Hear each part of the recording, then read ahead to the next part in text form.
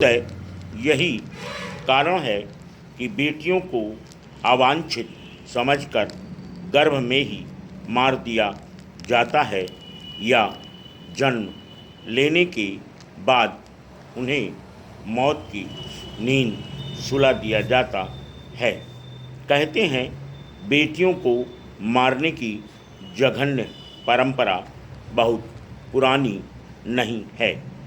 यह भी कहा जाता है कि कुछ तथाकथित ऊंची जातियां अपने झूठे दंभ के कारण बेटियों को मार देती थीं, लेकिन अब तो इसमें सभी जातियों के लोग शामिल हैं।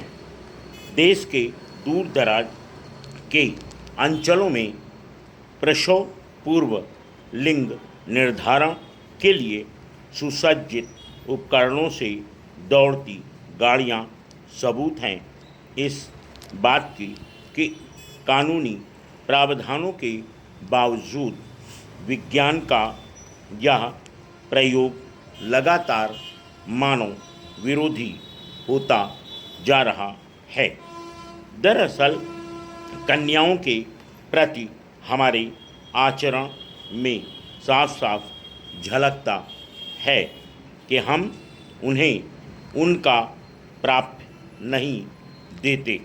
भारतीय समाज उनकी परवरिश और पढ़ाई लिखाई के प्रति बड़े पैमाने पर उपेक्षा बरतता है। देश की ज़्यादातर लड़कियां कुपोषण से ग्रस्त हैं। उन्हें भोजन कम मात्रा में और बचा खुचा ही उपलब्ध होता है। विडंबना यह है कि माँ या दादी ही ऐसा काम करती हैं। ऐसा नहीं है कि वह ऐसा जानबूझकर करती हैं, बल्कि उनके संस्कारों में यह रच बस गया है कि लड़कियों की परवरिश को कोई अहमियत नहीं देनी चाहिए।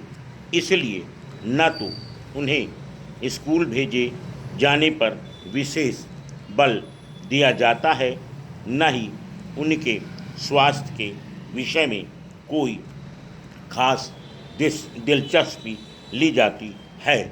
वह तो सिर्फ बड़ी हो जाती हैं। बड़ी होने के लिए शोषण और भेदभाव की परंपरा को अपनी से अगली पीढ़ी को हस्तांतरित करने के लिए इसे भी एक विडंबना ही कहा जाएगा कि मानव मूल्यों का पक्षधर मीडिया भी उनके विरोध में है। मीडिया को भी बालिकाओं, किशोरियों और स्त्रियों की ऊपरी बनावट और रूप सौंदर्य ही भाता है। उसके पास भी उनमें अंतर्निहित विशेषताओं को परखने या पहचानने की फुर्सत नहीं है।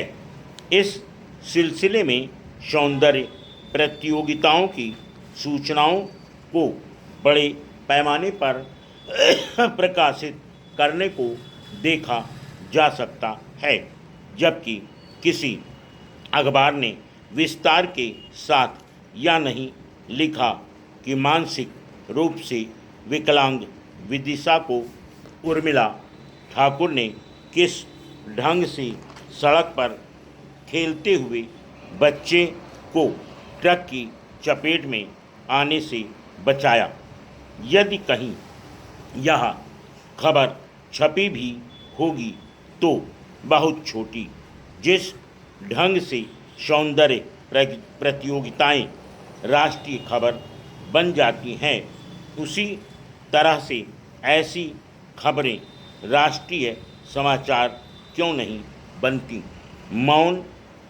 यौन हिंसा और बलात्कार की खबरें जिस ढंग से छपती हैं, उनमें कहीं न कहीं यह स्वर अवश्य आ रहता है कि स्त्री उपभोग की एक वस्तु है। यौन आधारित विषमता को समाप्त करने की पहली और आखिरी शर्त यह है कि मानसिक संरचना को बदलने के लिए बहुआयामी संघर्ष की शुरुआत हो।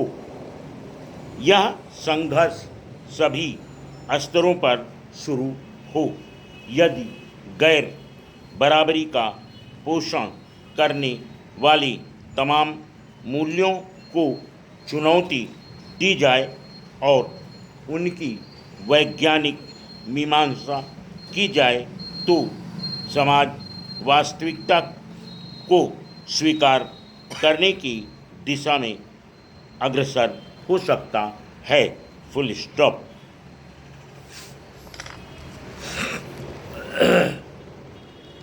टाइम बेटा